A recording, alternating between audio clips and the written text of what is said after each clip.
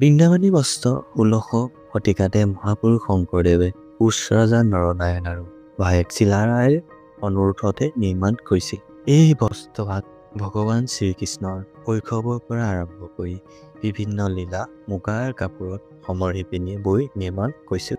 এই কামত শিপিনীসকলক নেতৃত্ব দিছিল মথুৰাম দাস আতা, যি পিছলৈ বৰপেটা সত্ৰৰ প্ৰথমজন সত্ৰাধীশাৰ হয়।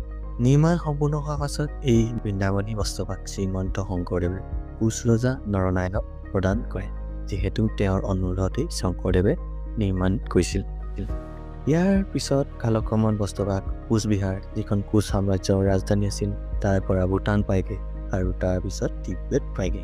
কিন্তু কেনেকৈ পায়গে ইয়াৰ কোনো তথ্য পোৱা নাযায়। পাছত এজন ব্ৰিটিছ জাৰ্নেলিষ্ট যাৰ নাম আছিল পাৰ্চিভেল লেংডন, তেওঁ তিব্বতৰ পৰা বুদ্ধিষ্ট মনেষ্ট্ৰী এটাৰ পৰা এই বস্ত্ৰভাগ উদ্ধাৰ কৰে আৰু ১৯০৫ চনত লণ্ডনত ব্ৰিটিছ মিউজিয়াম বুলিও জনা যায় দি দিয়ে। ৯ মিটাৰ দীঘল এই বস্ত্ৰভাগ বৰ্তমান ব্ৰিটিছ মিউজিয়ামত থকাৰ উপৰিও কিছু অংশ পেৰিছৰ গোমেট মিউজিয়ামতো আছে।